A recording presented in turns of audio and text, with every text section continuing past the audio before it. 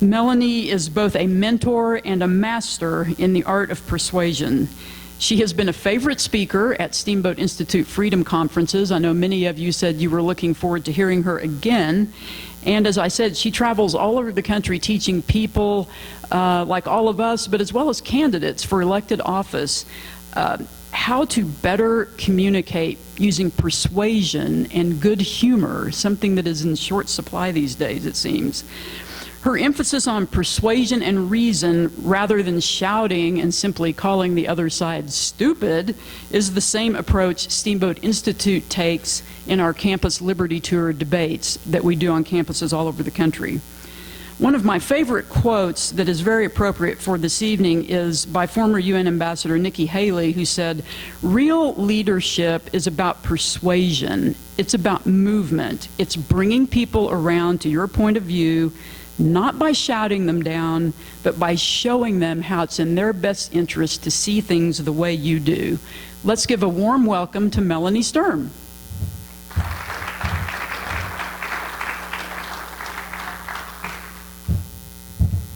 Thank you, Jennifer, as always, for the warm welcome.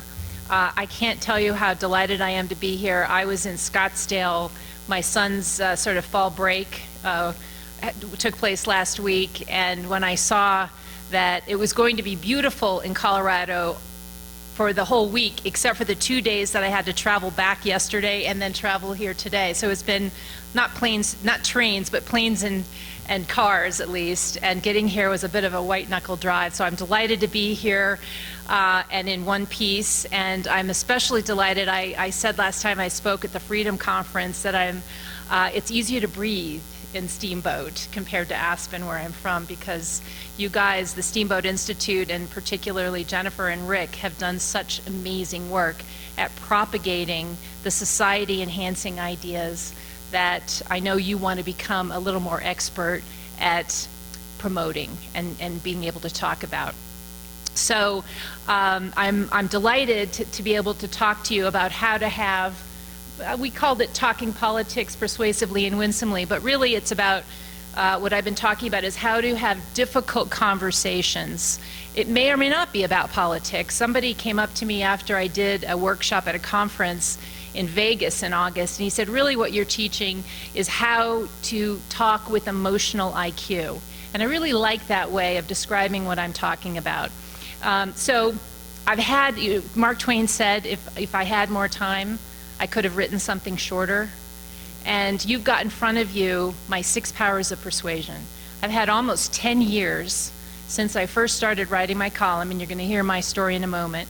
But the first handout that you have is the 6 Powers of Persuasion, which I have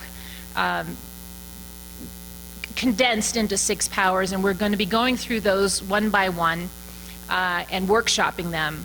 Contrary to the last time I spoke at the Freedom Conference, where I had much less time, this time I'm going to try to make it as interactive as possible to get you guys to practice each one of those 6 powers with some trigger questions that I'm going to be giving you. On the back of the 6 Powers of Persuasion, I happened to put, right before I did the workshop in Aspen, a very well-known conservative up in Aspen sent out an email, a blast email, and it was, "I'm not voting for a man, I'm voting for all these things." And I thought, yeah, that's great. It's another example of how we have a tendency to speak to the choir, and what this workshop is about is learning how to speak beyond the choir. When we fight for things, we can appeal to the choir, but if we really want to appeal beyond the choir, we have to put it in people terms. So that's the 3rd power of persuasion. The winning side always fights for people, not things. And the 4th power of persuasion is framing your issues in terms of fairness and compassion. You can reach everybody. We have a tendency to frame not always in terms of fairness and compassion. You'll see that in a moment. So I took this. I took the things he was fighting for, whether it was the Second Amendment. You know what? I need my own copy of these. I'll get it in a second. Or actually, yeah, if you wouldn't mind. Thank you so much, Jennifer. So instead of just fighting for the Second Amendment, you hear Lauren Boebert, for example. She fights for guns and the Second Amendment. I just wish she could put it in people terms and say, we're fighting for the Second Amendment because I want citizens to be less vulnerable to violence, which is now running rampant amid calls for defunding the police. So here you have a whole page of examples of how to, instead of fight for things, important things, no doubt, but put it in people terms and try to frame it in terms of fairness. Then I have the another handout that's Start with Whys, and you'll discover that's one of the examples, one of the ways you can find the common ground is to always start with why. It's the Simon Sinek famous TED Talk. The best communicators all start with why, and you're going to understand that more in a moment. And I have different whys for different topics that you might encounter in your conversations. Then I've done some work in the oil and gas sector, so this is some persuasive messaging, the other handout on oil and gas issues. And then finally, this is one thing that I did in anticipation of the workshop in Aspen. I had some folks up in Aspen who asked me to help them respond to what I call hostiles. And I always hasten to encourage people, and my workshop is really about going after persuadables. They're the people who aren't as engaged, don't really know as much about politics. They're just busy living their lives, and they probably didn't watch the debates. But they're the low-hanging fruit. They're the people that we can most easily get, and they're the largest plurality. Yes, there are hostiles out there, and probably more hostiles considering the toxic political environment we're operating in. But I always recommend don't engage a hostile because you can't convert them. You can only power them down. And you'll see, I'm getting a funny look over there. You're wondering, oh, you know a hostile, I can see, and you want to be able to convert them. I know that's but here's the deal. If you do engage a hostile, do it in the presence of a persuadable. Because when you engage a hostile effectively, in engage to win style, the persuadable is going to be drawn to you and repelled by the hostile. And we're going to be talking about that. But here, I took 3 hostiles. The first one was actually my example. I went on Facebook. I've sort of not been on Facebook for a while, but I went on Facebook in early September to wish a friend a happy birthday, and I saw a meme at the top that I thought was nasty. So I wrote this comment under that meme, and it got a really nice response on Facebook. And then there were two friends of mine who, one had a nasty email, that's the third one, from a friend, a really good friend, who basically called all Republicans are fascist. So I wrote her response for that, and then there's another one who was having a difficult time with her daughter. So those are examples of how to respond to hostiles. We're going to be talking about them. And so the next thing I just want to say before we get going is, as a tennis player, I know that it's one thing to have been taught how to hit a slice backhand. It's completely something else to actually be able to do it. You have to practice it and be coached to do it. And hopefully we're going to be doing this. There's a mic there. I'm going to be giving you examples of questions, and you guys, I hope we're going to have more interactivity so that you can practice it. Because here's the deal. I know you're all here because you want to talk politics more persuasively and more winsomely. But the elephant in the room, if you will, is that you're probably also here because you are worried about preserving the America and the American values on which we were founded. And they are everything from the constitutional system, economic freedom, rule of law, equality under the law, Judeo-Christian values. All of them seem to be at stake right now. And so hopefully by the end of this workshop, you will have garnered a few tools, because my aim is to equip you with the mindset and the tools so that you can engage more effectively. And what I think you'll find is if you do engage more effectively, you can get people to think again and even change their mind. And that was the name of the column that I used to write in Aspen. Think again, you might change your mind. And what I learned in writing my column, and just the backstory there to sort of give you how a finance person like me has come to be teaching and writing persuasive communication. But it was in 2010, I was approached by the editor of the Aspen Times to help him diversify the opinion page of the Aspen Times. And I always joke, it's not because he needed a woman or a Jew. And I was really concerned about being the scourge of Aspen, and I wanted to be read. And so I said, I'm going to launch a column. I had been the vice chair of Pitkin County Republicans and had been doing this point counterpoint in 2010 on the editorial page. And I said, but I'm not going to parrot talking points. I'm going to write a thoughtful column. Think again, you might change your mind. The idea being that an informed and thoughtful citizenry is necessary to a free and civil society, and that was going to be my role. I wanted to expose people to unconsidered facts and ideas, and in so doing create a more civil society. And what I found is in seeking out the best masters of communication, from Dale Carnegie to Stephen Covey to Brene Brown and Simon Sinek, absorbing all those ways, and then some of my own, I found not only was I very readable, but people really liked me. You know that from Facebook metrics. I had a very popular column, and I won't go into some of the epiphanies I had, but suffice it to say, I wasn't perceived as ideological at all.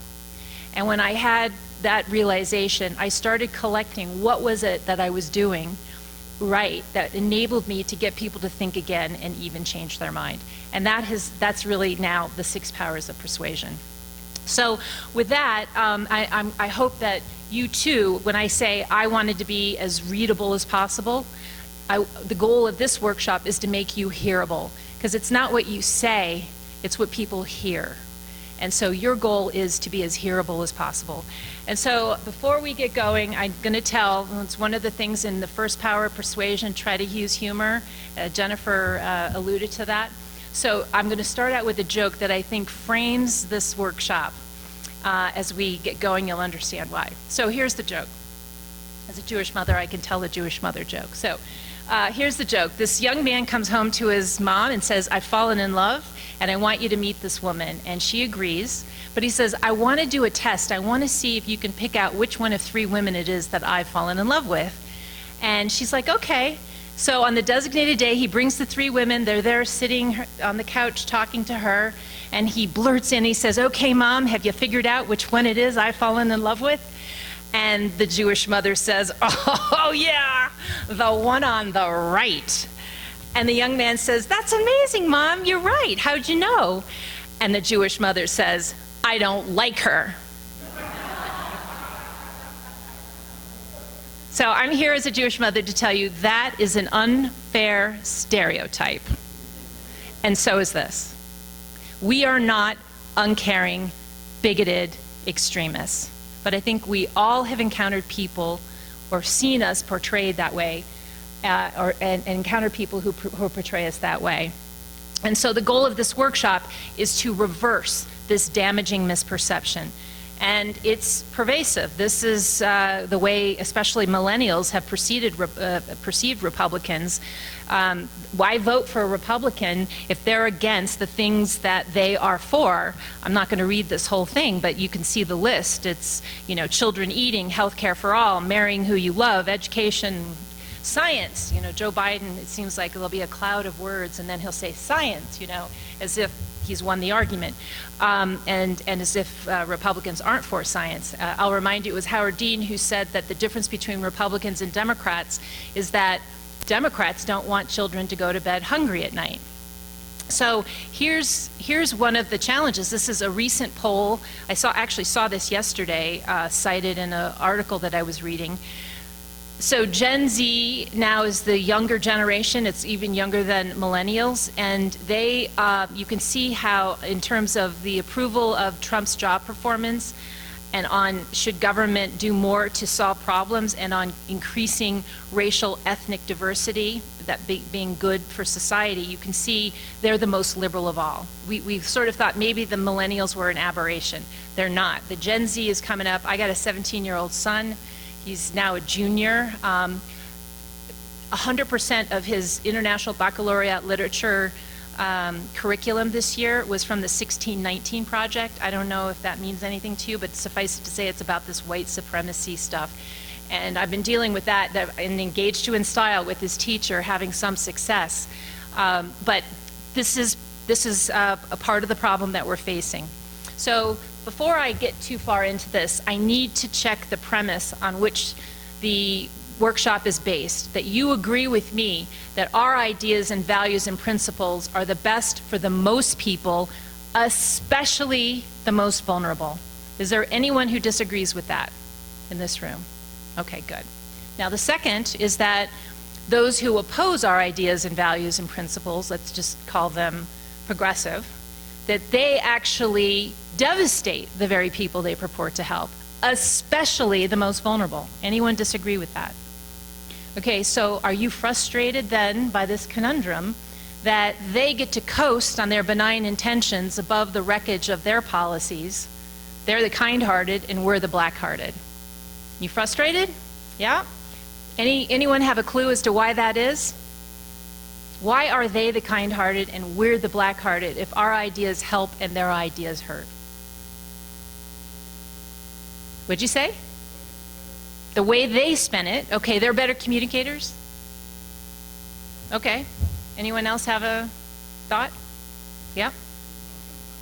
They do. They do. And one of my things, sorry? They use emotions, not facts, right? So it's one of the things we need to do better. You can't assume that your facts will break through. People have a certain way, and we'll discover this in Power of Persuasion number 4, in framing in terms of fairness and compassion. It's not just emotion, it's how you frame an issue. So, okay, so we're pointing the finger. I think your answer gets to the point here. They're better at communicating, and I basically use the thumb. And my undeniable conclusion about why this is that what we've got here is a failure to communicate. That line from Cool Hand Luke. Yep. Okay, is that better? And I think I can also turn up no, I can't. The volume is up. Okay, can you hear me all right now? Okay, I'll lean in. Okay, so now, no doubt about it, we operate in an absolutely toxic political environment. Arrayed against us are academia and the education establishment, entertainment, of course the media, and now social media, which cancels anything that's conservative. No doubt about it, Harvard study showed that 98% of Trump's media coverage was negative. This is actually a story from yesterday. Byron York wrote a story about the big Trump rallies you don't see because no one's there to cover them. He says here that this talking about a Pennsylvania rally. He wasn't even at the rally, Trump. It was just like hundreds of cars and trucks that got together in Pennsylvania in support of Trump. And as he says here, many on the way from Ohio and West Virginia, and this enormous political event was happening less than 2 weeks before the presidential election. As far as I could tell, I was the only news person there. And then, of course, social media censorship, protecting people from reality. We know that from the Biden laptop. We also have widespread civic ignorance. As Abraham Lincoln said, the philosophy of the schoolroom in one generation will determine the philosophy of government and society, I would add, in the next. But here's the bottom line. It's unfair, but we have to get used to it.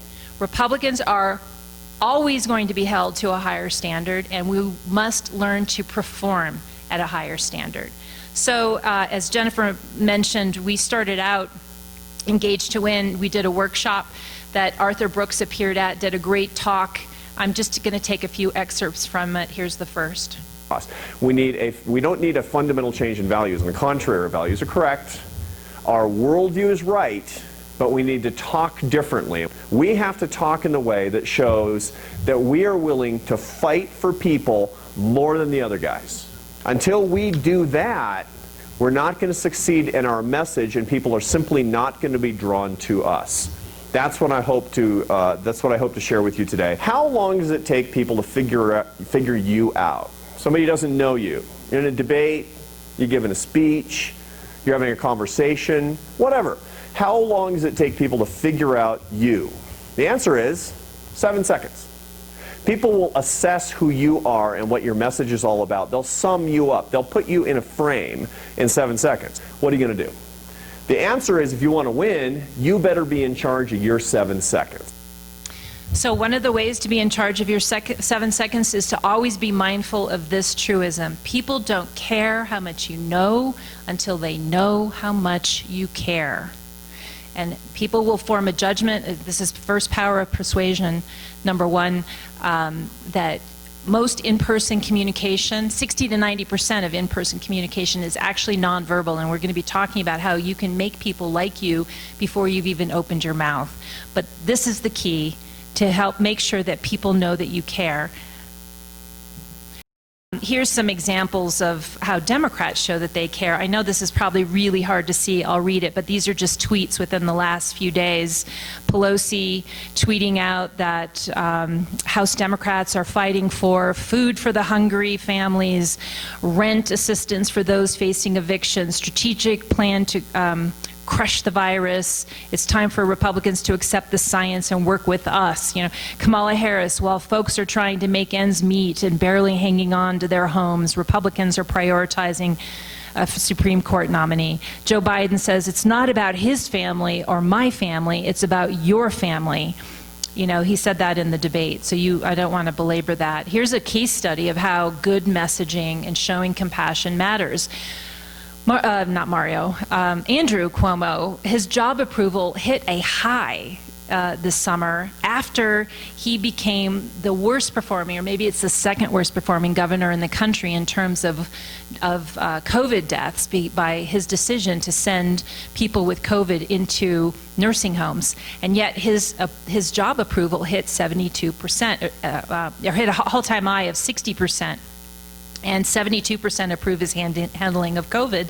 And it's astonishing, but if you've ever watched his press conferences, he's very thoughtful. We can be too. So here's what I realized when I first started writing a column. I figured I have the winning arguments. All I have to do is write them well, and I'm a pretty decent writer, and I'll win the argument, just like Margaret Thatcher said. And what I realized is not so fast. First, I have to win the trust of the people that I am trying to convince so that they will follow me and be willing to read not just an entire column, but follow me as a columnist and read me on a regular basis. And I found that if I could lure people in, if I got them to trust me, I could lead them to the common ground they instinctively share. And this is one of the biggest insights that I had in writing a column, is that most people actually agree on big issues and share the same values. It's just that enough of the people agreeing with us are pulled away to vote for the other side, aided by false narratives casting us as ogres and our own inartfulness. And so that's what this workshop is about, overcoming inartfulness. So one of the things I especially find when working with candidates is they tend to speak in talking points. They tend to talk about the what's that they're for, the policies that they're for. And again, the winning side always fights for people. But they don't have a tendency, in addition to not fighting for people, they don't always understand why our ideas are superior. You all agreed with me at the very beginning that our ideas are the best for the most people, especially the most vulnerable. Well, why is that? So let's just take a moment. And you'll see, because these ideas are so powerful, that they are the common ground that we share. This is our shared American heritage. This is a list of what I call Americanism. I use that label because different words mean different things to different people. So choose words that will be accepted by the person that you're trying to persuade. So I refer to these as Americanism. These are sort of the basic founding values that today we think account for the fact that America is the freest, most prosperous, most decent, most fair society in human history. And the reason this is the common ground is most people agree with that. So I will tell you that I used to do a talk called, when I was writing my column, called "Think There's No Common Ground in Our Politically Polarized Era?" ? Think again. And I would get a little pushback. The first time I did the talk was in Boulder. And I got pushback on one of these values in particular. Anyone want to guess which one it was? What value there is the one that people kind of, they resist a little? Exactly. And it's been there, and ever since, in God we trust. So In God we trust. So when I explain it in terms, I put a fairness frame around it in explaining it, it computes for people. And the way I explained it then is that it's this idea on which we were founded, that all men are endowed by our Creator with inalienable rights. We are born with them. No one single dictator, king, president, aristocrat gives us any of our rights, nor can they ever take them away. And even in Boulder, they understood that. That's a fairness argument. So here's Nancy Pelosi invoking and using the Pledge of Allegiance at the beginning. This was last December, right when the impeachment hearings were just beginning. And she does that because she knows that the majorities believe in our founding ideas. That's not to say that there aren't hostiles out there that are actively trying to undermine them, but most Americans do. Here you see Kamala Harris saying what they're fighting for: voting rights, workers' rights, consumer rights, reproductive rights, access to health care, equal justice under the law. Most of these are things you could agree with, I'm sure.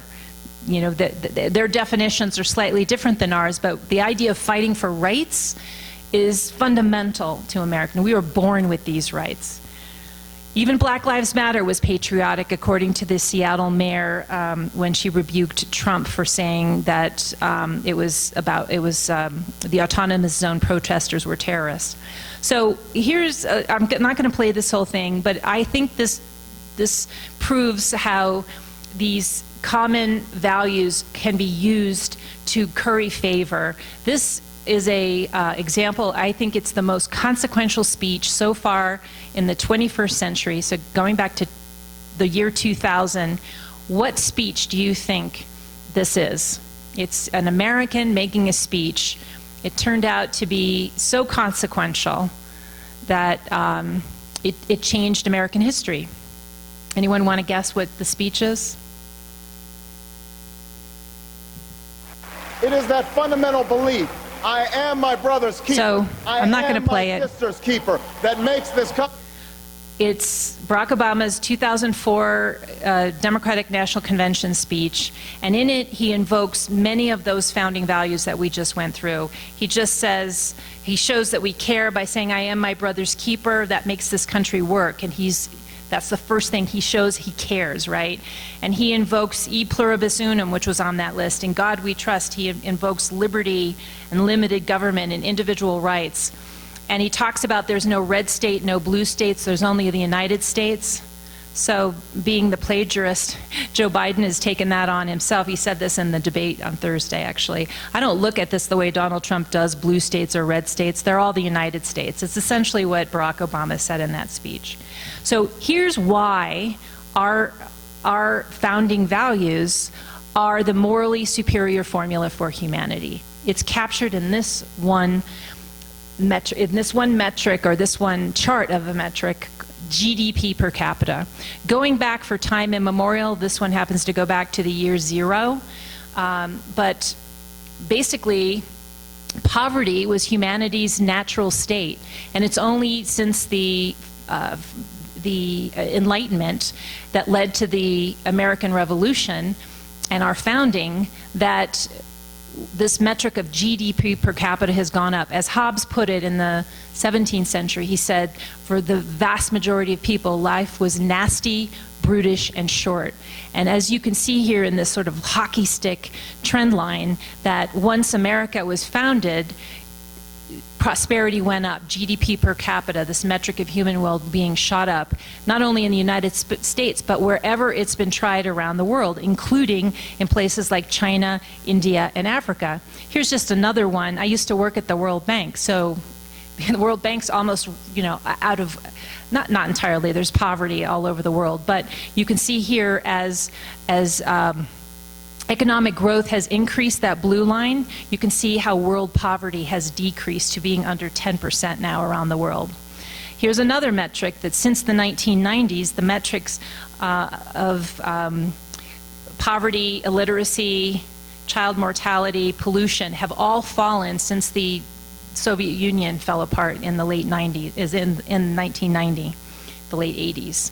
And then here, just showing you the importance of fossil fuels promoting human well-being. You can see here in it's the same metrics except for the top left quadrant. You can see as CO2 emissions have gone up over the last 100 years or so, CO2 emissions have gone up as fossil fuel use has gone up, but look at how everything else has gone up in terms of life expectancy and infant mortality and GDP per capita. The metrics of human well-being have improved as fossil fuels have been propagated. And so here, I like to ask this question to Colorado audiences.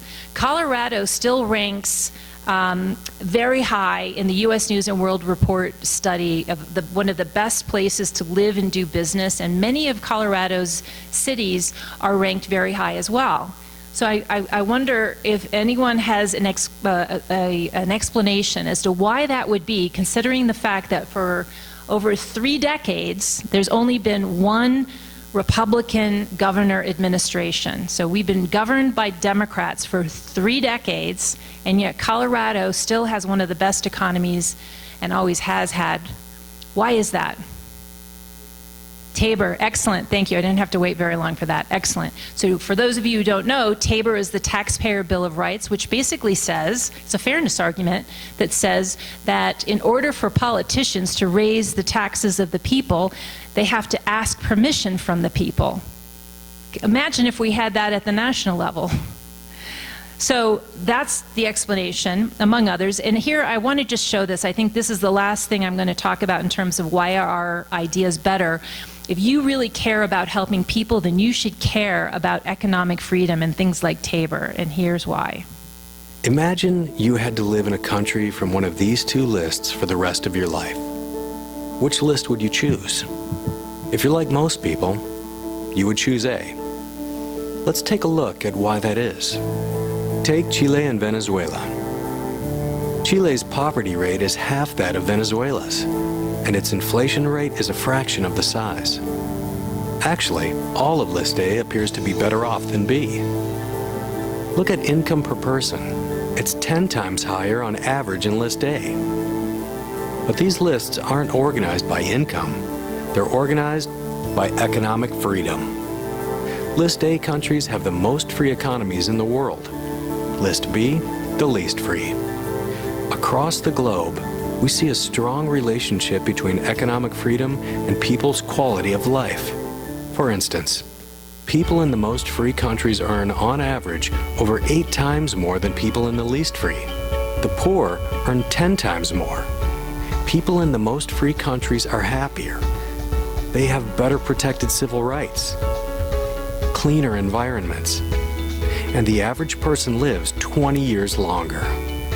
The freest countries also have less corruption, less infant mortality, less child labor, and less unemployment. So if you care about improving people's lives, then you really care about economic freedom. And having economic freedom means your property is protected under an impartial rule of law. You're free to trade with others for what you need and want. Your money keeps its value because your national currency is stable. And government stays small relative to the size of the economy. For years, the U.S. was among the world leaders in economic freedom. But over the last decade, the U.S.'s ranking fell, and it's projected to keep falling. The question is, will our quality of life fall with it? So this was from 2015. The index, the U.S. has gone up the index, thankfully. Hopefully we'll stay there. But I will say, I got into, wasn't last Thanksgiving, the Thanksgiving before, I got into a conversation with someone who was talking about how the owners of Walmart should have to, there should be a wealth tax. And that they make so much more than the average worker who works at Walmart. And so I just said to her, I just asked a question, again, asking questions is one of the sixth power of persuasion, the power of asking questions. I said, so do you not believe in property rights? And she was flummoxed by that. She's like, of course I believe in property rights. So I said, well, if they've earned the money, then you want to tax it that means that they're not entitled to it? On what basis? And everyone around me was like, yeah, of course there's property rights. And she had no real response to that. She had to change the subject to Obamacare. But that's just an example of how people, even people who disagree with us, would agree with some of the principles that we that help assure a free and fair society. Okay, so now what is persuasion? It's a little hard to do, we're going to wait to do the interaction. I normally like to open this up and ask someone to give an example of when they were persuaded to change their mind. But what I'm really looking for is not an example of what they changed their mind about, but what was it about the person. And what it is that they have to be credible. They have to be somebody that you trust. When I wanted my son is a budding pilot. He actually just got the first level of his pilot's license process over the summer. He's a pilot now. But when he first wanted to learn to fly up in Aspen, I was really nervous about it. But it was my father-in-law who, though a dentist his whole life, was a sort of his avocation was piloting, and he looked into the program and looked into the planes, and he said, it's okay for Zane to take lessons in Aspen. So that's an example of trusting someone that compelled me to change my mind about something. So when we want to pick up our bullhorns and have whatever we say go as far as possible and to have as much impact as possible, we want to be sure that we are speaking with some credibility and that we've earned the trust of the person that we're talking to. As you see here, trusted relationships even help sell cigarettes in the 50s and 60s. But the problem is right now we're living, as you well know, in this increasingly siloized society. We have people who literally live in these thought silos that are fed by what I call curated tribalism. So they can, on social media, for example, they can only friend people who confirm their bias and defriend those that, or unfollow those that don't. And so what's happening is that we are breaking up into these silos, and it's causing this perpetual divisiveness and, of course, a degraded national discourse.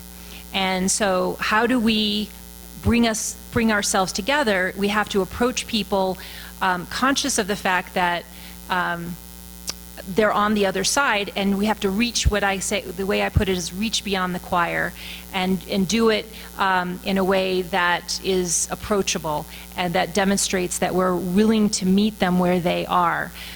Because what's happened is we're forgetting this moral consensus that we've talked about up until now that really binds us. So I posit here that this is not the way to engage people.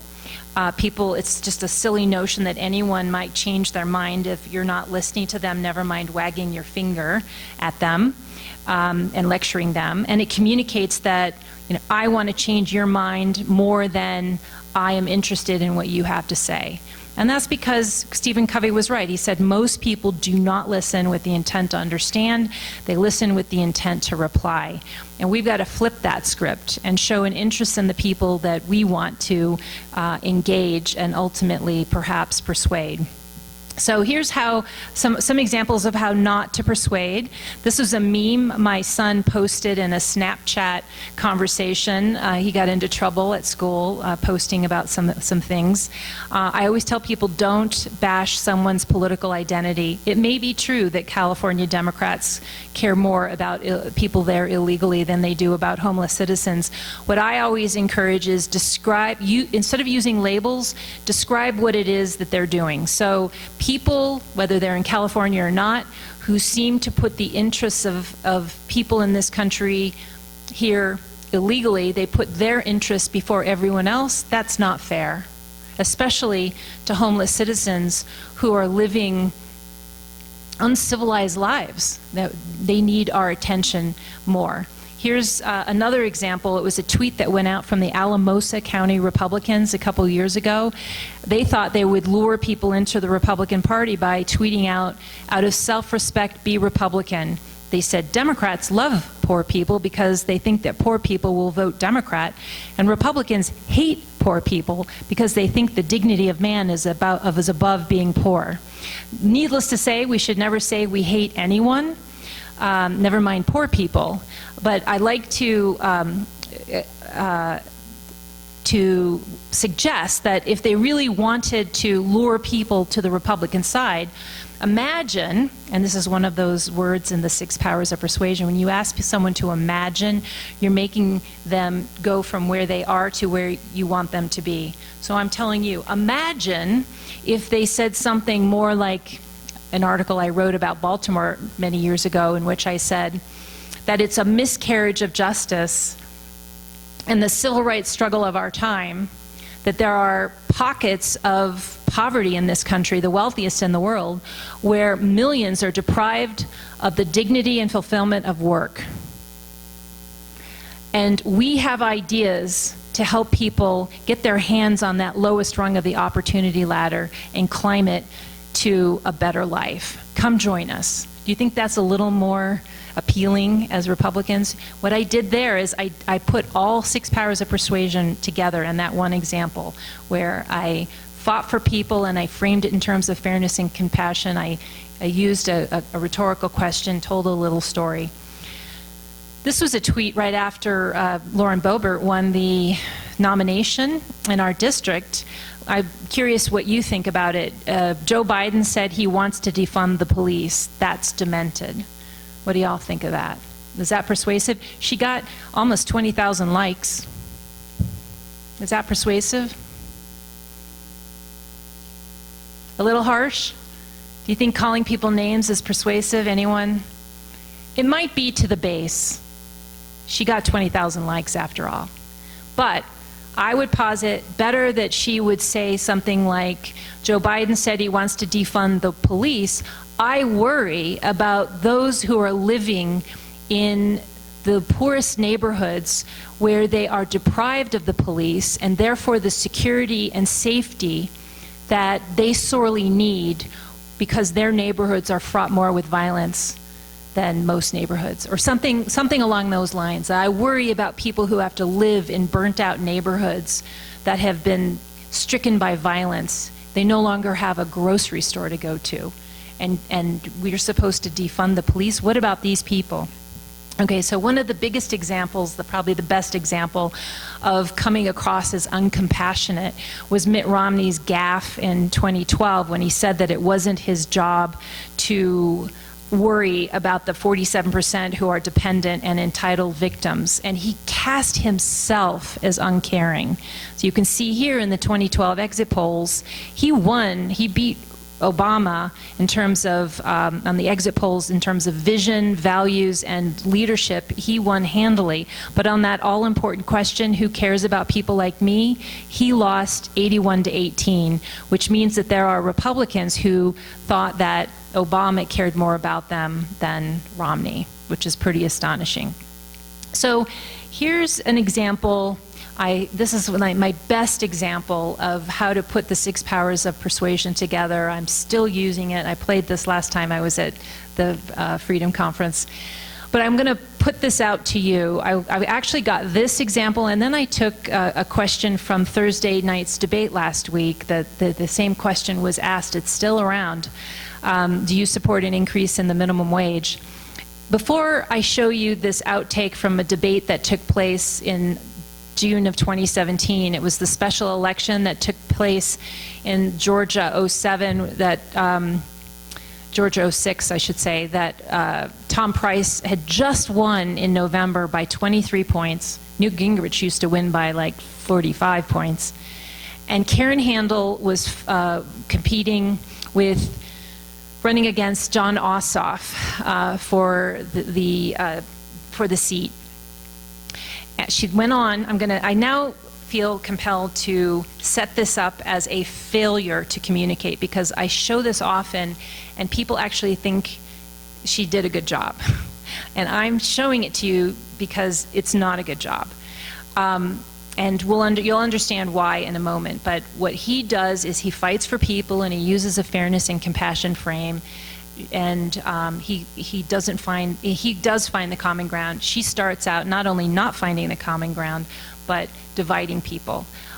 So before I show you, I wonder if I have a volunteer who's willing to stand up and demonstrate how to answer this question. Do you support an increase in the minimum wage? Does anyone want to do it? Just throw some ideas out there. You don't want to be a guinea pig? I'm gonna show this, then I'm gonna demonstrate it, and then how to do it, and then I'm gonna show you the Biden-Trump exchange, and I'll get your feedback on that. Does anyone want to say what? Okay, go for it.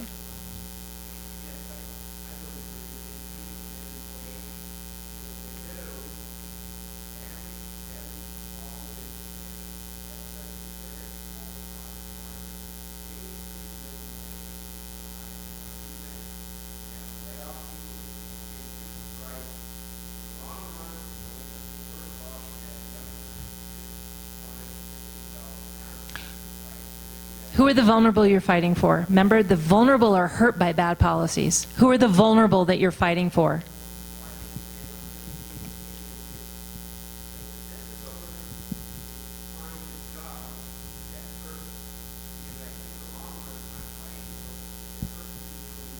There you go. Thank you. It's not the business person. Two-time Obama voters, so in other words, people who did not vote for Romney later voted for Trump because they said they thought Trump had their back where they thought Romney had the back of their boss. Republicans love to talk about business. We're always fighting for business, business, business. You're going to see that in Trump's answer in a minute. You're certainly going to see it in Karen Handel's. But the winning side always fights for people. So I'm glad you got to the most vulnerable there. Eventually, we got to do that a little earlier in the response, because remember, people will form a judgment of you very quickly. You have to show that you care. So I'll demonstrate that in a moment. And also, when you said no, you don't agree with it, then you start out automatically dividing between people who do agree with you and people who don't. There's a way to find the common ground first thing before you say yes or no. And I'll demonstrate that in a minute. Does either candidate support a minimum wage increase? Mr. Ossoff, starts with you. Yes, I do. The minimum wage should be a living wage. I think we can raise it indexed to the cost of living, because the cost of living varies widely in urban and rural areas and in different states across this country.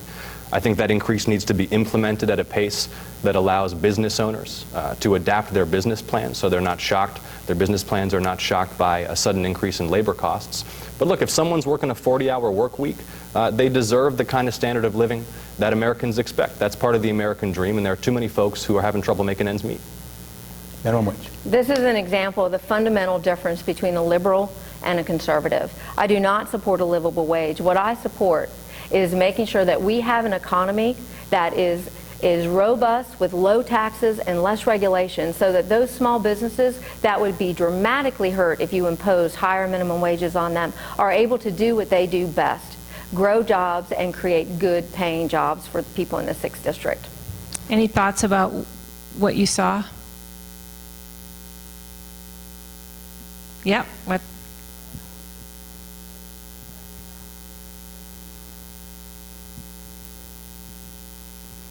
She said this is the fundamental difference between conservatives and liberals. So basically she's writing off liberals when she could have tried to make an argument that could have lured them in. Yes.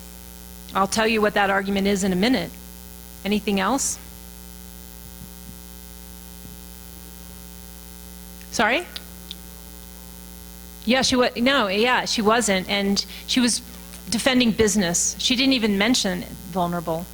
She's talking about jobs, so that's fighting for a thing. You'll see in a moment when I demonstrate what that thing actually represents to real people. So, and she said she doesn't believe in a livable wage. So that to me is just like mind-blowing, because just because you don't agree in an increase in the minimum wage doesn't mean you don't support a livable wage. She gave nothing away to say, of course I believe in a livable wage. So here's how I would demonstrate it. I would start out with the common ground, find the common ground. Of course I believe in a livable wage. And then the sixth power of persuasion talks about using the rhetorical device, I worry about. It both shows you care, and it also enables you to pivot to your persuasive message, which is framed in fairness and compassion and focused on people. So here goes. Of course I believe in a livable wage. I just worry about the most vulnerable in our society, young minorities. And if they can't get a job at $10 an hour, how will they ever get a job at $15 an hour? And if they can't get their hand on that lowest rung of the opportunity ladder, how are they ever going to climb it to a living wage? And that's not fair. See how I put that all together? All the six powers of persuasion? Any questions on that? Okay. So here, let's watch how it was done in the debate. So the question that was posed, it went to Vice President Biden. We are talking a lot about struggling small businesses and business owners today. Do you think this is the right time to ask them to raise the minimum wage? You, of course, support a $15 minimum wage. And here's his response, followed by Trump. I do, because I think one of the things we're going to have to do is we're going to have to bail them out too. We should be bailing them out now, those small businesses. You got 1 in 6 of them going under. They're not going to be able to make it back. They passed a package that allows us to be able to call PPP. Money is supposed to go to help them do everything from organize how they can deal with their businesses being open safely. Schools, how they can make classrooms smaller, how they can hire more teachers, how they can put ventilation systems in. They need the help. The businesses as well as the schools need the help. But these guys will not help them. It's not giving them any of the money. We are going to move on to immigration, one thing very but I quickly, want he to get said we your have to help our reaction. small businesses by raising the minimum wage. That's not helping. I think it should be a state option. Alabama is different than New York. New York is different from Vermont. Every state is different. It should be a state option. You said very We have to recently- help. It's very important. We have to help our small businesses. How are you helping your small businesses when you're forcing wages? What's going to happen, and what's been proven to happen, is when you do that, these small businesses fire many of their employees. I wish he had talked a little bit more. He says at the end there, they're going to fire their employees. And who are these employees? They're the ones who make the least, and they're the most vulnerable. That would have been compelling. I wish he'd sort of reversed it. The idea of letting states make their own decisions is a decent one, too. But again, we got to fight for people, especially the most vulnerable. And here's why it matters. This is a poll that was done last summer by Business Insider that shows that when asked, do you support the minimum wage, 64%, can't see that really well, do support, or 63 or 64% support increasing the minimum wage. But after they hear that it will result in job losses, that support goes down to 37%. So persuasion matters. This is an example of where Republicans were winning at all levels of government after Obamacare was passed, winning elections on the issue of Obamacare, making the case of who was hurt by Obamacare.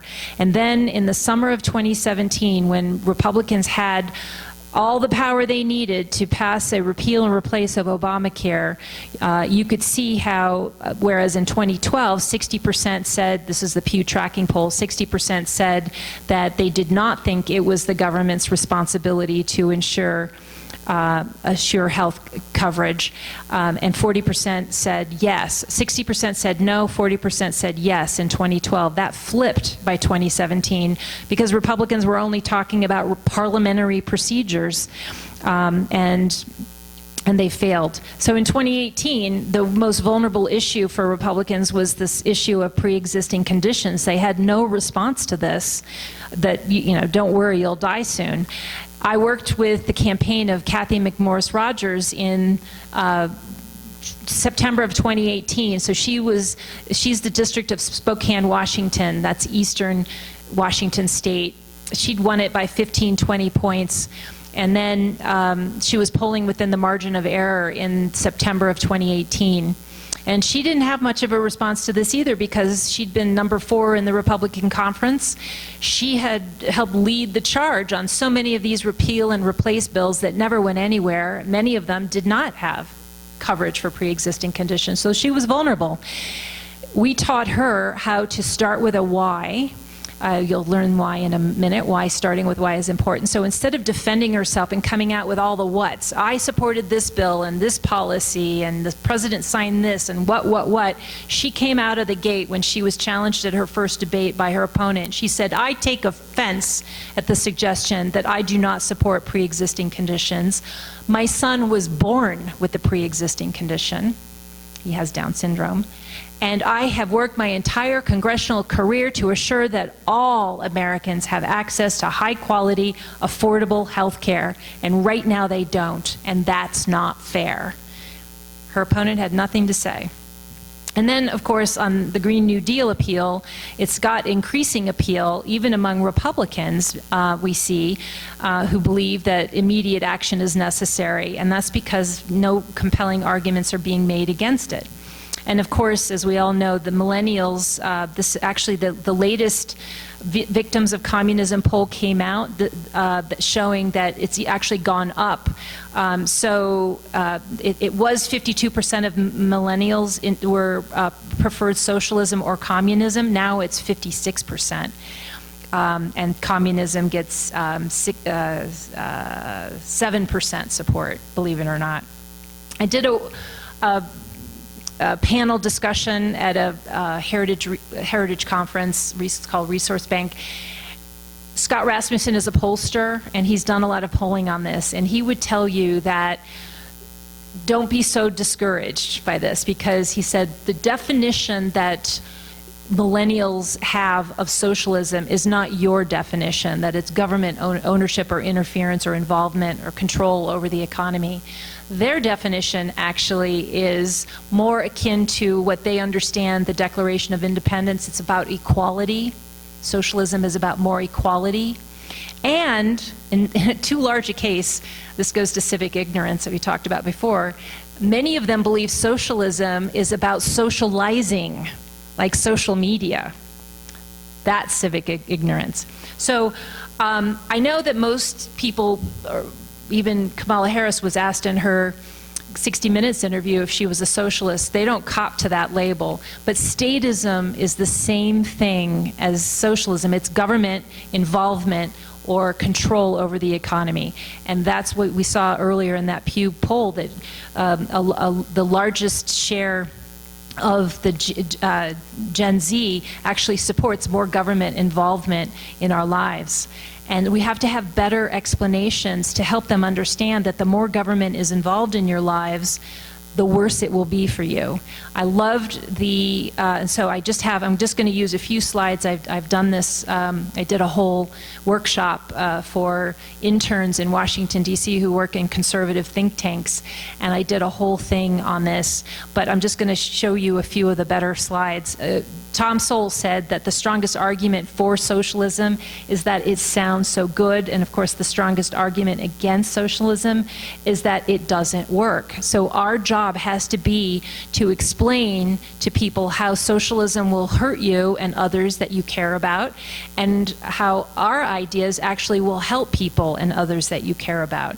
Here's one good depiction of it. You see that this is a satellite photo of the Korean Peninsula. You see the north is dark and dead, and the south, being capitalist, is alive and alight. And that's because capitalism is actually based on the idea that if you help others, in return they will help you voluntarily. And it's the opposite of this wacky idea about socialism, that the government will provide everything to you, so you never have to help anyone, nor does anyone ever have to help you. What kind of a society is that to live in? And of course, this other idea on the right side is that profit is been sullied. You know, to make a profit is a bad thing to some folks. But if they only understood that profit is actually somebody else's happiness. You see here, Alexandria Ocasio-Cortez is caught in a photo wearing a Movado watch, carrying a Starbucks coffee, and using her iPhone, bought from corporations, all of whom made a profit. Of course, in return, these things no doubt made her happy. And then here, Bernie Sanders came to prominence, of course, on a fairness appeal that the system is rigged. He and Elizabeth Warren, the system is rigged.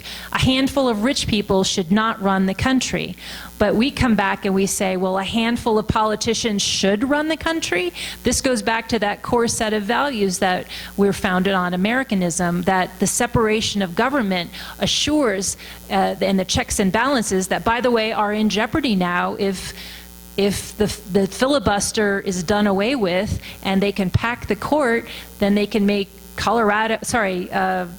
Washington, D.C. and Puerto Rico a state. They can do away with the Electoral College. All of these things that are basic to our separation of powers, people understand that fundamentally. It's one of the reasons why I think the national popular vote is going to go down, not only in Colorado but elsewhere, because people understand the unfairness of the idea of people of just a few states deciding who the president is. Now here I do this workshop at Turning Point USA. Which one do you think, these are their little badges? I know that using, sucky language kind of appeals to 19-year-olds, but what do y'all think? Which one is better? Socialism sucks or capitalism cures? Hopefully you like capitalism cures better. Okay, so now we're going to talk about how to get to the common ground. Who are the people we're most interested? Who are the people that are the most skeptical, as I call it? And they're young people. Young people were devastated by the Obama years.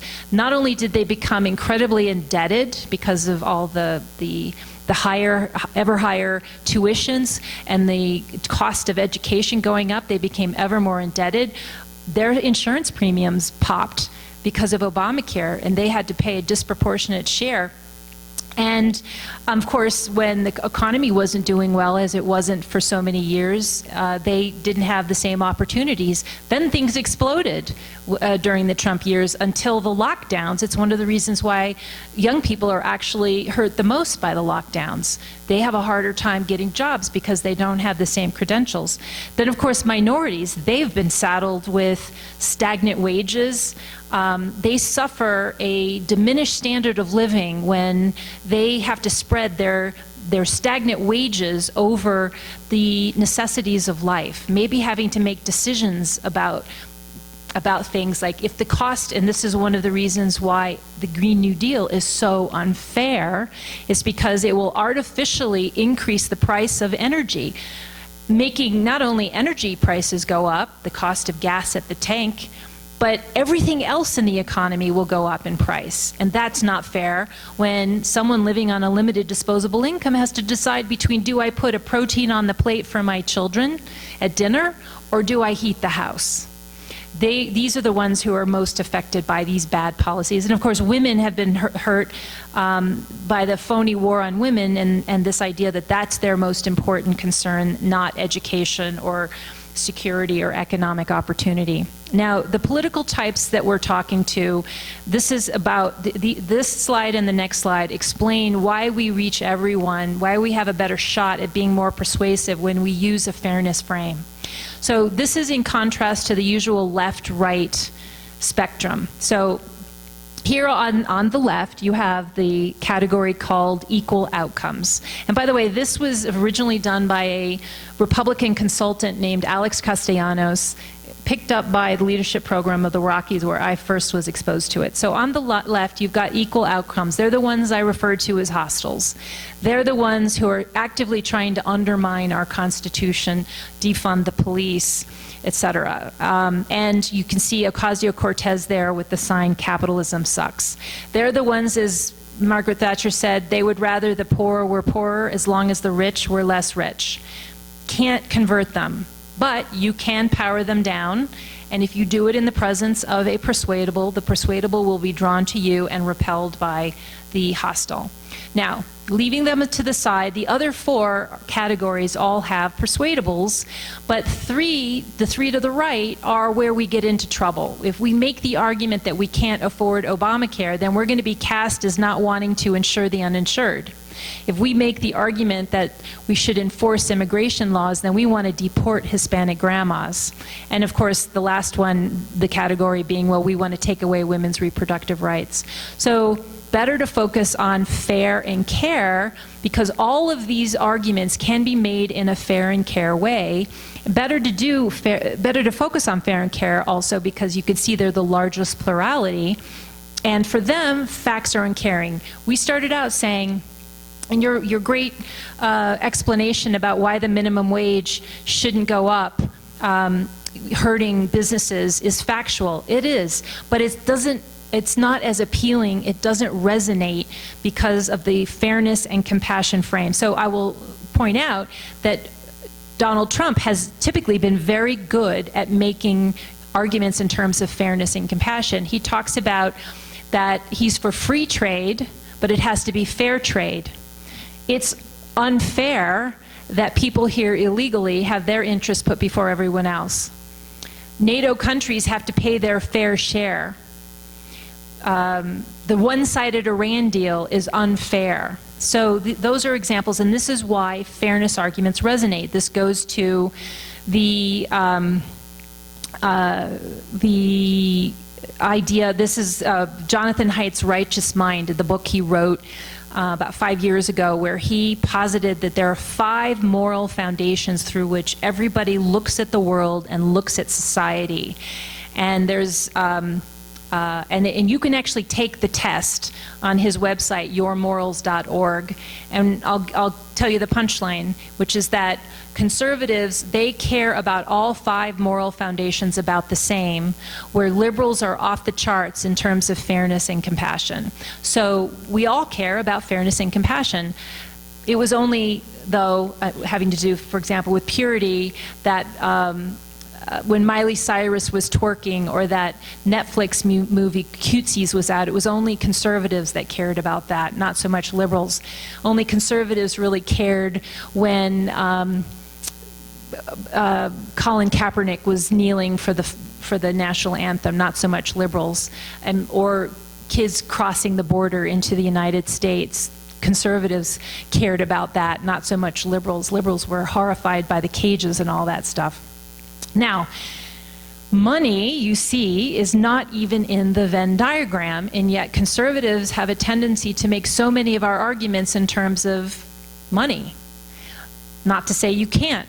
You just have to frame it in terms of fairness and compassion. So, for example, it's unfair that people paying into the system now, young people paying into the system now, won't get their benefits when they retire. That's a money argument made in terms of fairness.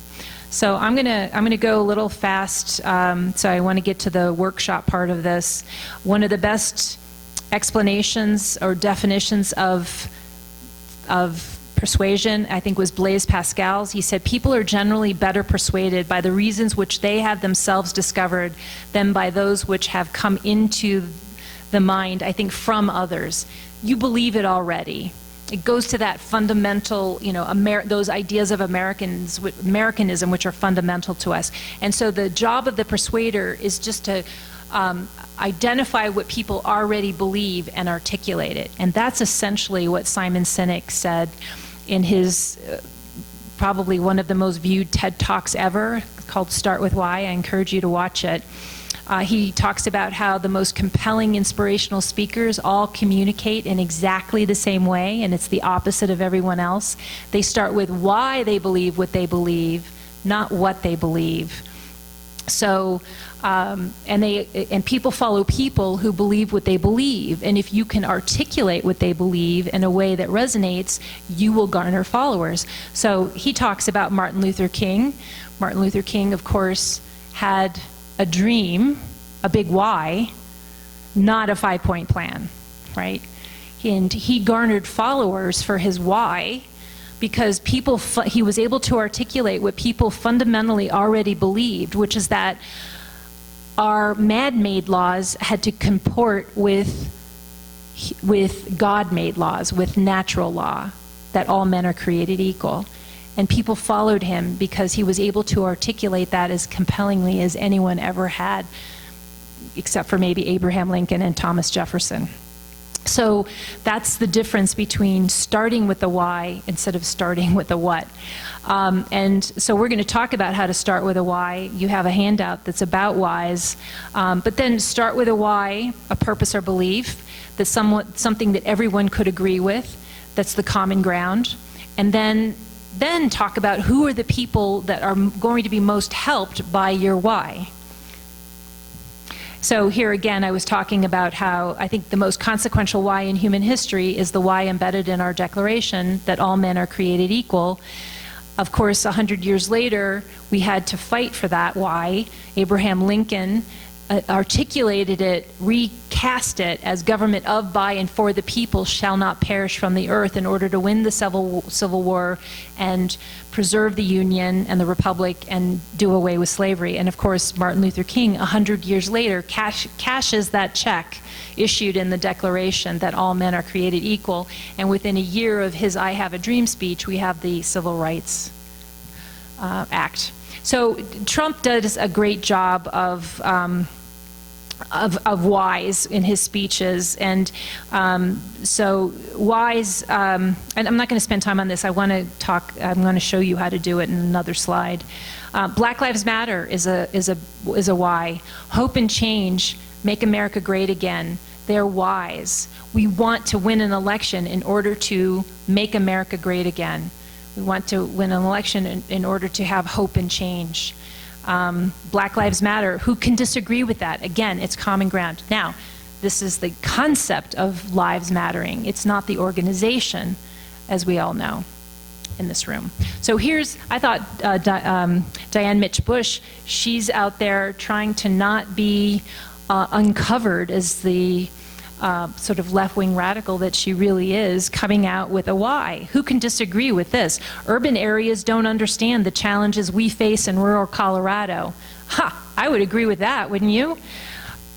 We need better broadband access, more funding for our hospitals, and more reliable telehealth. I'm going to fight for rural Colorado. I mean, who wouldn't be drawn to that? That's an example of a good why. Okay, so here's how to do a why. So a why is basically the back end. It could be the front end, but it's the thing that you will achieve that will benefit people. So I want healthcare policies that, and here's the why, protect the sick without burdening the healthy. I want energy policies that most benefit human beings. Who's going to disagree with that?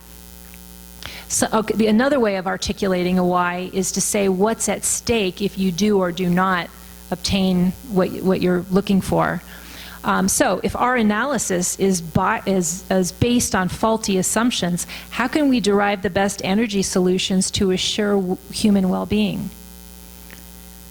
If the Leviathan administrative state under the president weren't so powerful and unaccountable, we wouldn't care as much who won the White House. Even people on the left would agree with that. Do you see what I'm doing here with the why? And you have lots of examples on your handout of whys. So here's a time to practice. So here was a tweet of Nancy Pelosi's earlier in the year. Make no mistake, voting at home is not only a matter of protecting our democracy, it's also a question of protecting Americans' health. So you can find a why. What is a why? I would imagine in this room, most of us are not for the mail-in ballots, I'm presuming here. So what could we say? What's the why that we're trying to achieve by opposing this policy of mail-in ballots? You notice that she's fighting for people, for Americans' health, right? Well, what are we fighting for? Americans, what are we fighting for? Yep. Integrity of the vote. We're fighting so that every American's vote counts and is not negated. And we're fighting for a free and fair election. America is known throughout the world for having an electoral system that we can rely on. By the end of election night, typically, let's see if it happens this next week, Americans accept the outcome. and we deserve that. So that's an example of a why that we could start out with if we wanted to get into a conversation. Okay, so Hickenlooper tweeted out, he retweeted this, but this is the League of Conservation Voters, and it's the climate crisis is hitting Colorado with droughts, wildfires, floods, etc. And Hickenlooper is right. We can't afford more environmental rollbacks, which mean we can't afford 6 more years of Cory Gardner. So what could you say in response to that? To get into the conversation, to earn the trust of somebody that is persuadable.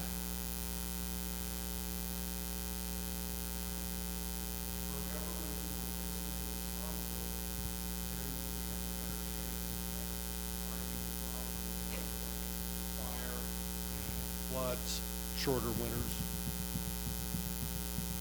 I just showed you how when we make economy arguments, we're only going to get to 30% of the electorate. We want to fair and care. So we want to get in. You're also making an argument. Why is just common ground? It's just stating common ground. So you could say something like, another way to do this is to find what's right with what they're saying, not just what's wrong. That's a Stephen Covey 7 Habits of Highly Effective People. So in response, we could, and I've got a whole sheet here on things you could say on oil and gas, but you could come out and say, you know, if we're concerned about droughts and wildfires and floods, you could ask a question or make a statement that shouldn't we consider strategies to avoid fires that we haven't been implementing but we used to, or something like that. Ask it as a question instead of making a declarative statement, because people don't like to be told what to think, but if you ask it as a question, it invites them into the conversation and makes them feel heard. So something like that, to get into that conversation. We're going to do more on this when we get into the 6 powers. So here's a last one. In response to this false narrative, find common ground. He says, I want to make healthcare more affordable and accessible, and Cory Gardner voted 13 times to repeal and replace or defund the ACA and rip healthcare from Coloradans. Cory Gardner doesn't even have a healthcare plan on his website. Read mine. So what could you say? I mean, he's a hostile. You're not going to change his mind. But if somebody comes out and says, Cory Gardner doesn't have a healthcare plan, or you want to get into the conversation with somebody about Cory Gardner's healthcare position, what could you say?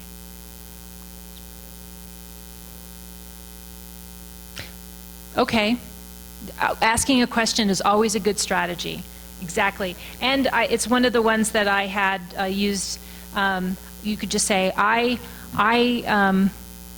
you want them to trust you, right? That's because you want to be able to lead them to the common ground they instinctively share. So you could say, I worry as much about protecting the vulnerable sick as much as I do not burdening the healthy. And I want a healthcare system that will accomplish that. Who's going to disagree with that? So that's, again, the example of the why that we talked about before. Okay, so now to get into the 6 powers of persuasion, I want to give you the my sort of put it all together story, and then we're going to go through the 6 and practice some of these questions. So here's my story. We've talked about all of these 6 powers of persuasion, and here's my story. It was the spring of 2014. I was sitting across from a woman at a lunch, a birthday lunch in Aspen, and she said she liked Obamacare. And I had to stifle my 2010 self, the one who was writing those op-eds about how awful Obamacare was. I stifled myself and I asked a clarifying question, which was your instinct on the one before. Ask a question to try to draw them out so you can affirm one of their concerns, and that way you earn their trust. So I asked a clarifying question. What is it you like about Obamacare? And she said, well, I like the fact that my son can stay on my insurance plan until he's 26. And even though I disagreed with that one policy, again, our 80% friend isn't our 20% foe, I wanted to, in some way, affirm her concern so that I could get into the conversation with her, earn her trust. And so I said, I don't blame you one bit for that, because it's hard enough for kids nowadays to get a good job, never mind a good job with good health care benefits. And then my pivot using I worry about, and then instead of declarative statements, rhetorical questions. I said, I just worry about those who are in the healthcare system now whose lives are being upended by all of these changes. And I was in the healthcare system last year, in October of 2013, when the Obamacare website was going live. I was in New York getting treated at Memorial Sloan Kettering for cancer. And I was with people in the waiting room who were finding out at that very moment that not only were they losing their health insurance, they were losing access to the very doctors and healthcare institutions keeping them alive. And that's not fair. And this virtue signaling woman looked at me sort of, she sat back with nothing really to say and said, wow, I guess you can't trust everything that politicians tell you, which was a very, that was like a win for me. I may not have changed her mind immediately, but like I always tell people, don't try to hit the home run, just try to get them on first base. Charles Krauthammer, of all people, an icon of conservative thought, he was the speechwriter for Walter Mondale. And something got him onto first base, then second base, and then eventually he was home. So that's all we need to do, is put doubt in people's minds. And I put doubt in her mind. And it was a victory, because I think, and one of my messages to you is that we are government of, by, and for the people. We, the people, have the power to influence people in our networks in how we communicate with people. And so that's what these powers are about. So here goes. First power of persuasion is you are the message. I've mentioned that 60 to 90% of in-person communication is actually nonverbal. So how you are comporting yourself in terms of your body language, your facial expressions, and then when you start talking, the tone and pace of your voice can actually incline people to like you or dislike you. So be sure that you're using I hear you body language. Smile. When I was in New York that fall of 2013 for a month, I tested this on the streets of New York, even on the streets of New York, walking down the sidewalk. I would smile at people, and they would smile back, even New Yorkers. And that's because when you smile, you induce a chemical reaction in their brain that induces them not only to smile back, but incline them more to like you. It's a positivity thing that you can do, costs nothing. Also, eye contact makes people feel heard. They think you're listening. Head nods means they think you're agreeing with them. And of course, open posture, this idea that your head is kind of linked to the ceiling by a string. There's a TED Talk about how people with open posture, they actually have much more, they command more confidence. They are perceived as commanding more confidence and have more credibility. And then connecting gestures, which you see in the photo, can be very effective, though I have hastened to add that in the wake of the Me Too movement, maybe men don't want to be a little too much like Bill Clinton. Then don't use contemptuous body language. Obviously, no rolling of the eyes, crossed arms, pursed lips, finger pointing, furrowed brow. All right. Second, the power of inhabiting common ground. We can start with a why. We can ask clarifying questions that are open-ended, that are about how and what. What is it you like about Obamacare? I asked the woman. Identify what's right, not just what's wrong with their concerns. This is one of Stephen Covey's habits of highly effective people. Don't debate, validate by commenting agreeably. I don't blame you for wanting to keep your kid on your insurance policy till he's 26. Words matter, avoid labels. We talked about this before. I wrote a column about the Jefferson County, the Denver Post referred to them as the conservative bloc on the education board in Jefferson County. This goes back like 5 years. There were 3 conservatives that were being recalled. They referred to them as the conservative bloc. I refer to them as the education reformers, because that's what they are. And referring to them as conservatives would incline people who weren't conservative to just turn off and not be open to my argument.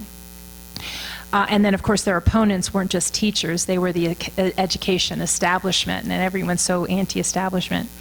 Then cite sources that they'll trust to appear less partisan. I used to cite all the time Alan Dershowitz and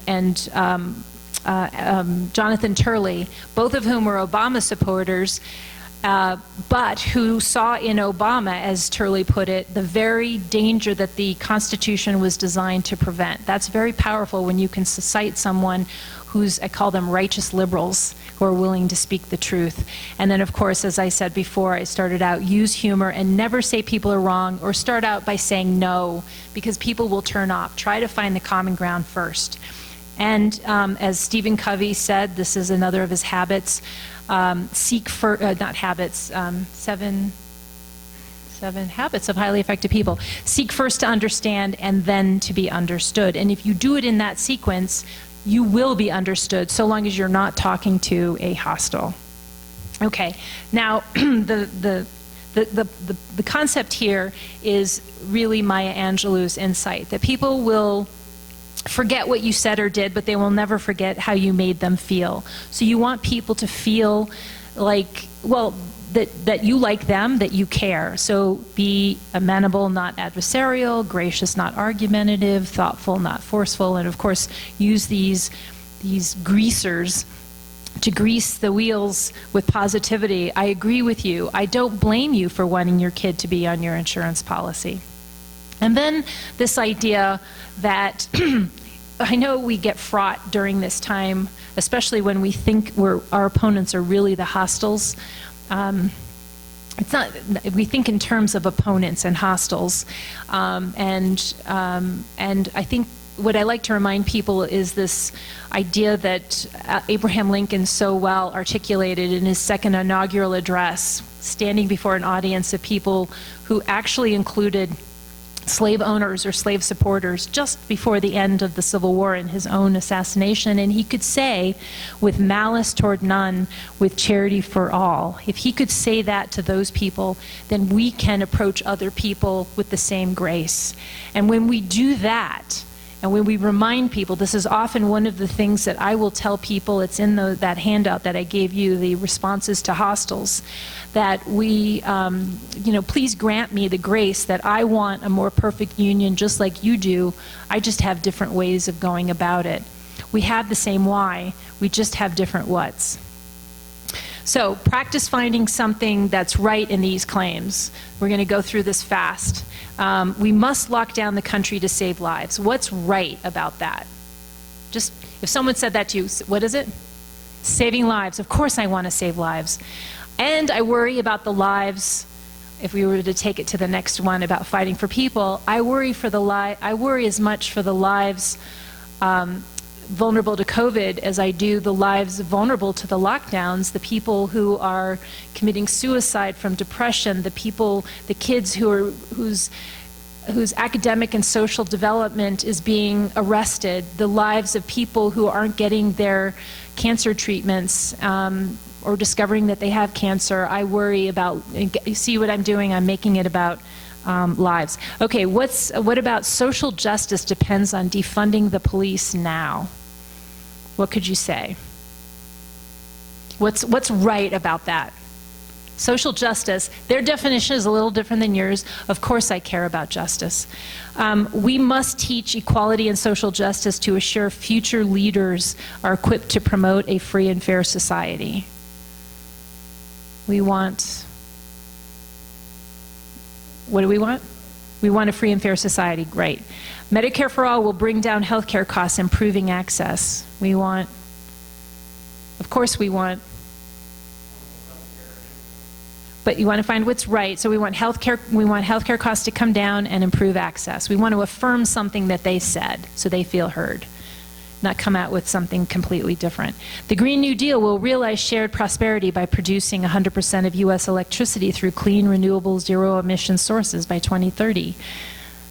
We want shared prosperity, right? Enforcing immigration laws is inhumane and a wall is immoral. So we want, this is tough the way it's worded, it is so hostile, but of course we're against anything that is inhumane and worry as much about those who are, we worry as much about those who are left homeless in America as we do, you know, those who are, enforcing immigration laws is a way to actually be humane by assuring a freer and fairer society. That's a tough one. I think finding what's right there, I would actually ask a question in that case. I would say, what's humane, what is inhumane about enforcing immigration laws? Make them own their answer.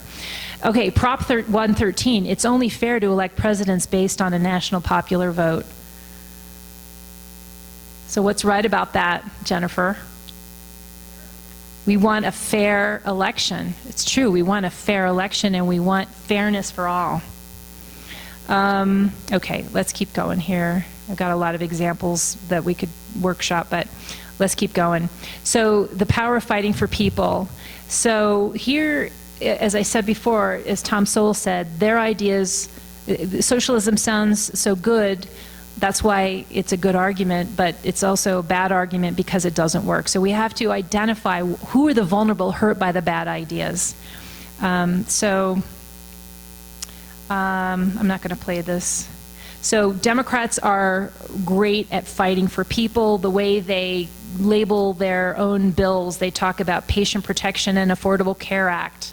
Doesn't do any of that, but they call it that. Medicare for all, Net Neutrality, Equality Act, Dreamers Act, the CARES Act, the latest one. I should put that on the list. And they say it themselves here. They tweeted this out. It's clear that some in Washington are fighting for corporate interests and wealthy donors, but House Democrats are fighting for the people. That will never change. The winning side always fights for people. We got to do it too. And Trump did it in 2016. He fought for the forgotten men and women of the country, spoke about it in his inaugural address. And what did Hillary Clinton do? She talked about the forgotten people. Those were the deplorables. Well, Biden actually kind of made the same gaffe the other day. Talking about unity, he actually referred to those chumps, that he would be the president for everyone, even those chumps that were protesting him. Those chumps, not quite as bad as deplorable, but we'll see if it catches up with him. And here I thought, you know, Van Jones, who spoke on the night of the election, he said that it was a white lash. That's why Trump won. He was confounded and went to the upper Midwest and interviewed people, and here's what he found out. Billionaire. I mean, you guys are serious, like the working class backbone of America and the industrial heartland. How does a billionaire break through to the blue-collar worker? We put Democrats in office, and she turned around and forgot completely about us. We are what makes this world go round. We built the tanks and bombs that won these countries' wars, and for you to come through here and completely neglect us, we would have rather vote for anybody instead of her. And all the other stuff that Donald said didn't seem to make a hill of beans. She hurt us. And that's what it is. I thought this was an effective response by Matt Taibbi, Rolling Stone writer, and he's been actually an honest, righteous liberal lately, but he was responding in a tweet to the assertion that the rioting and looting, it's just stuff, Matt. That's what insurance is for. The Pearl clutching over property in relation to human lives is a huge part of the problem. And he responded saying, that's not what insurance is for. You're putting innocent people out of work for weeks or months while damage is repaired, and then their rates go up forever. That's taking money straight from the pockets of people who've done nothing. That's fighting for people in a fairness argument. Well done. Okay, here's some examples of the vulnerable for whom we're fighting. I will tell you, I did this workshop, a shorter version for Walker Stapleton 2 years ago. And I got to this, I asked him, who was hurt by Jared Polis's policy that he was running on to have fracking bans and 100% renewable mandates by 2030? And you know what his response was? Oil and gas companies. And hopefully by now you understand that's not the right answer. Who's hurt are the energy poor. They're hurt because when the price of energy goes up, everything else goes up, and they can least afford it. So we know the Obamacare victims, and now I would call it Medicare for all, or as Biden called it last week, he called it single payer. He sort of tipped his hand that he's for reforming Obamacare with single payer, which is basically socialized medicine. And we have single payer, then the quality of care goes down for seniors and everyone. We'll have a two-tier healthcare system, and that's not fair. We'll have doctors who are leaving they won't take Medicare or single payer care, or whatever they call it, and we'll have a two-tier healthcare system, and that's not fair. People who can afford better care versus everyone else. Then the underemployed hurt by overregulation and having regulations come down. Trump was talking today on the way down here. We were listening to his rallies. He's taken away 17 regulations for everyone that's added. That's why there was among the lowest unemployment rates in modern American history before COVID hit, and we're on our way back to better growth shortly if we keep that up. So I could go through this. The goal here is to think of the people who are hurt. Somebody actually stood up at one of my workshops and talked about, it was called Operation Choke Point, which was taking the banking relationships away from people who owned pawn shops or gun shops. And someone stood up and told me the story of his uncle, who was a cancer survivor and a Vietnam vet, who lost his business in Vegas because the government went after the banking relationships. So these were examples, I thought, of good use of fighting for people. Wisconsin sand is used in fracking. When the COVID shutdowns came and oil prices fell, fracking slowed sharply, hurting Wisconsin workers.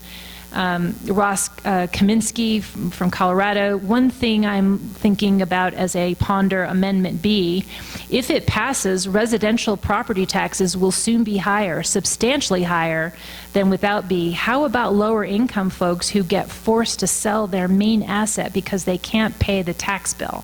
Thought that's a great way of fighting for people and fairness on Amendment B. Michael Fields, good friend of all of Steamboat Institute and me, what a great example. So the guy tweets about Denver school board member tweeted an obscenity. And so Michael responded by saying, what a great example you are for Denver public schools. So anyway, you get the point. Good fighting for people. So who are the vulnerable for whom we're fighting? Again, these are the same issues. Who are we fighting for when we're fighting against locking down the country to save lives? Who are the most vulnerable? Elderly? Who? I can't. The elderly with comorbidities, no. I think you mean that the lockdown serves them the most, right? Are you for locking down the country? Okay, so if you're opposed to locking down the country, who are the vulnerable for whom you're fighting? Right, exactly. And there's a good example of that under the WISE. Social justice depends on defunding the police now. Who are the vulnerable that we're fighting for when we oppose defunding the police? Inner city, anyone who is vulnerable, or with rising violence and calls to defund the police, everybody is vulnerable to violence. And we all, the Republican National Convention did a great job. Somebody asked me if I was consulting with them, because instead of putting up politicians talking about their whats, you had ordinary people telling their stories about how they were helped by good policies. And they were so compelling, so compassionate. Like the woman who got up to talk about the right to try. She's terminal and she had the right to try. Or anyway, we could go into that. But so who are we fighting for? We must teach equality and social justice to assure future leaders are equipped to promote a free and fair society. So we're against teaching this white supremacy in K through 12. Who are we fighting for then? K through 12 students? Students, right. The students who deserve a broader education and not to be pitted one against the other. This happened in my son's class, where the virtue signaling girls took on the boys for being racist because they didn't believe in white supremacy and defunding the police. Who are we fighting for? Medicare for all will bring down healthcare costs, improving access. So we're against Medicare for all because we're worried who are the vulnerable who will be hurt by it. Anyone who needs access, well, it assures access, but so the elderly who have Medicare now, will quintuple the number of people on Medicare for all. Doctors will leave it. The quality of care will go down. So the seniors are against Medicare for all. It will create a two-tier healthcare system that will not serve well those who can least afford it. The Green New Deal will realize shared perspective. Okay, say who are we fighting for when we're opposed to the Green New Deal?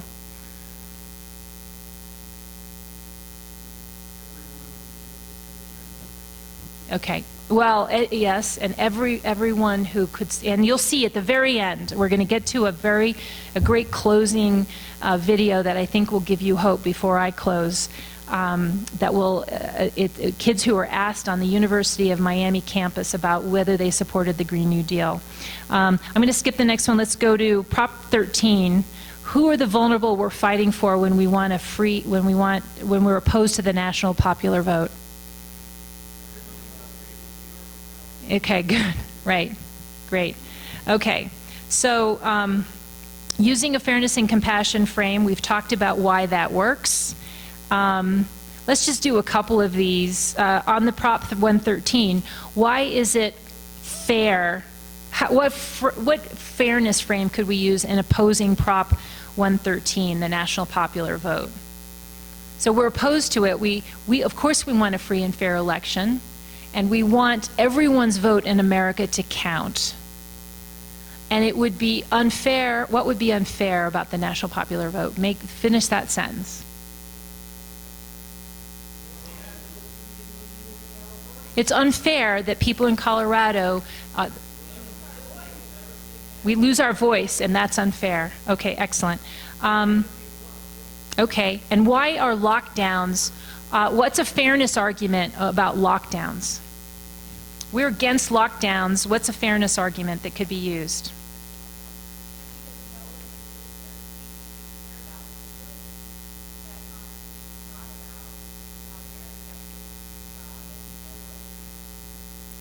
Good.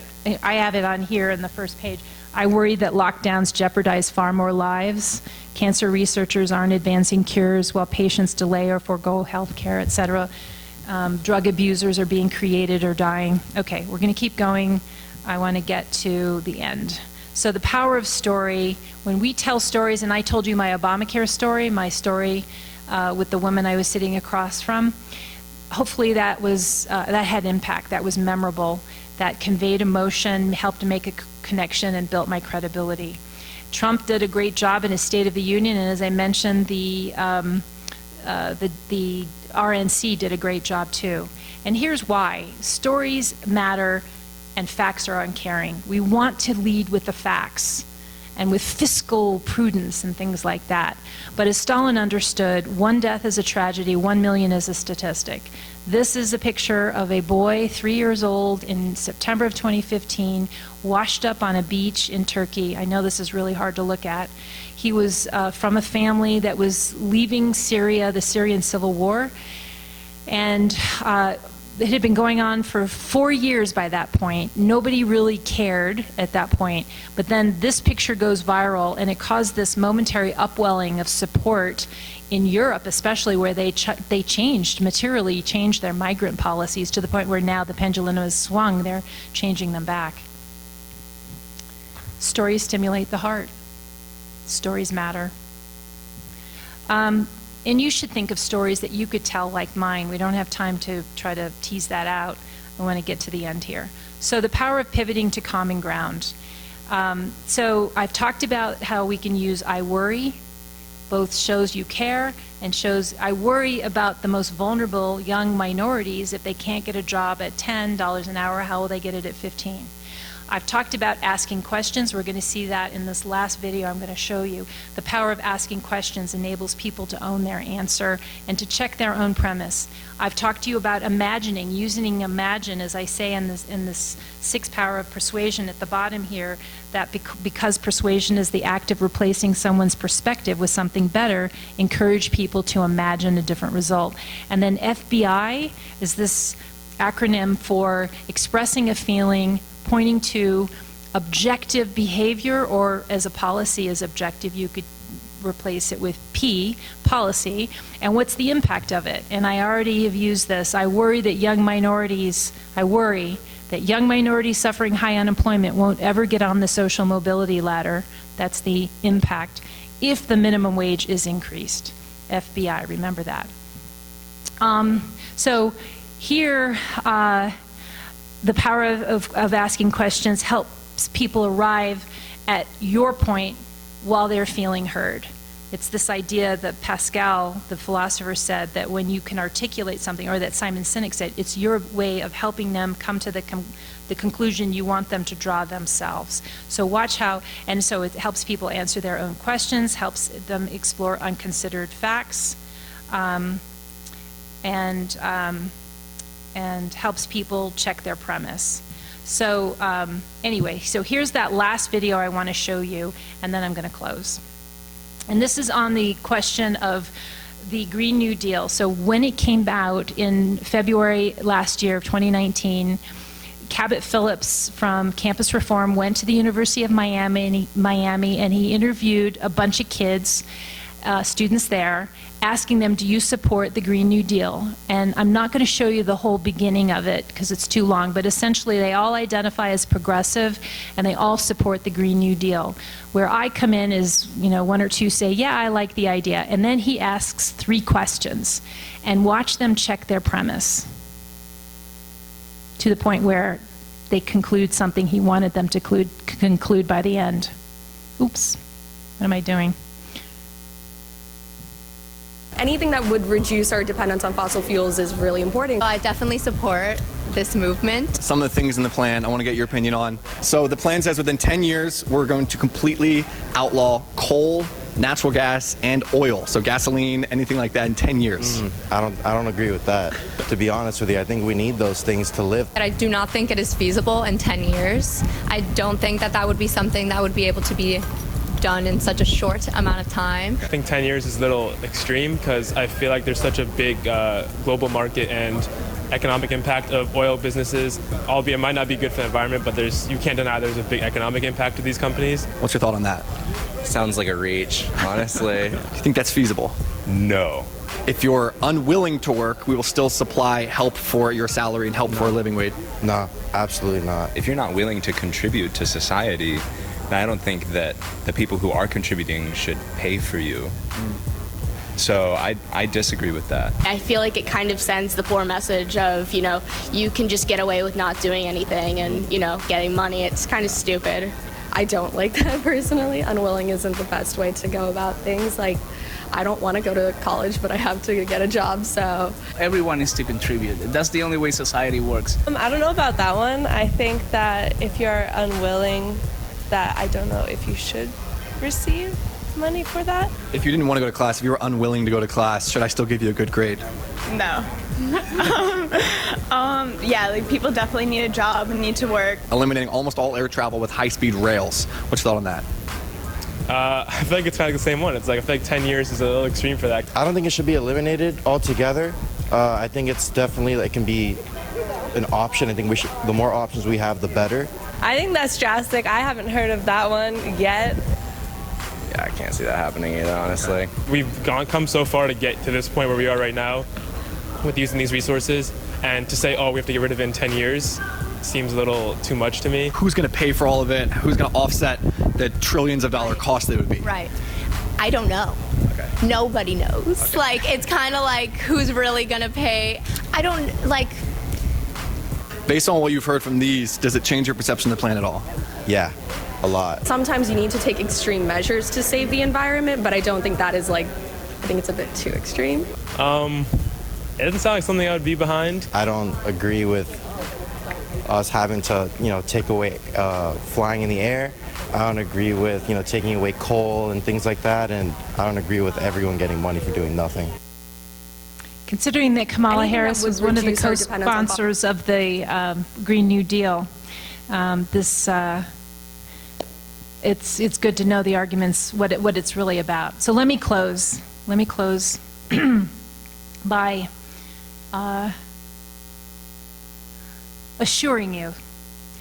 I know that when we are facing an election, that we feel daunted and beleaguered.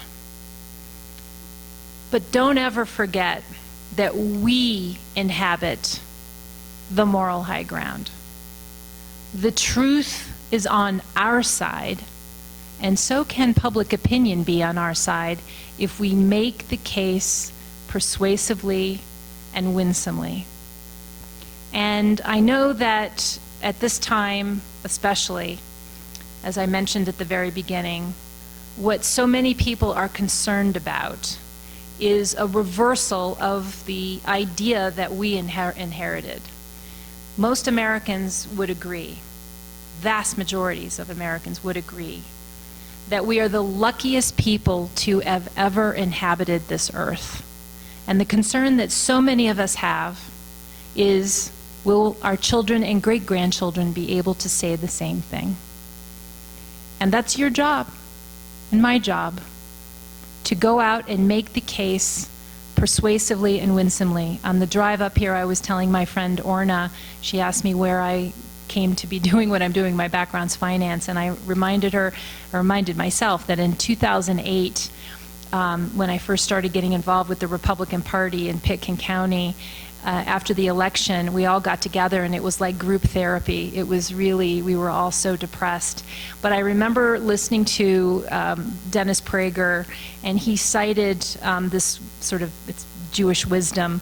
He said that it is written that it's not for any one of us to feel like we have to do the total job, nor should we desist from doing what we can.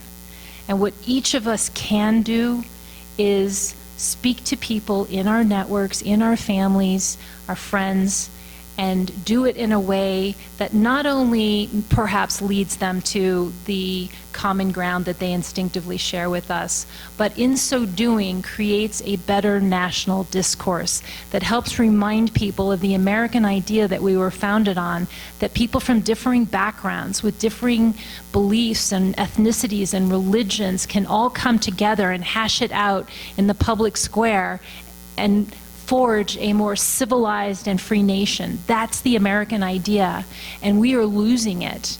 And if you remind people of this, most people would say, yes, that is a great loss, and I want to be able to talk things through. So hopefully I have conveyed to you the sort of mindset and tools that will enable you to go do that, whether it's in political context or not, whether it's Thanksgiving or not.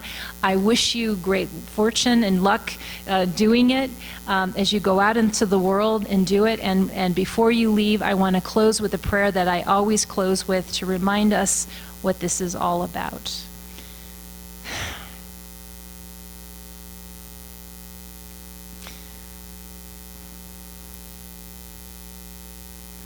Please, God, help us remember the rich American past we have inherited, and keep us ever mindful of the bright American future we must secure and enrich. And may the memories of cherished leaders which guide our actions inspire us all to live lives worthy of remembrance. Amen. Thank you all for attending, and good luck as you go out and do just that. And I'm always available for questions. That's my contact information, should you need it. And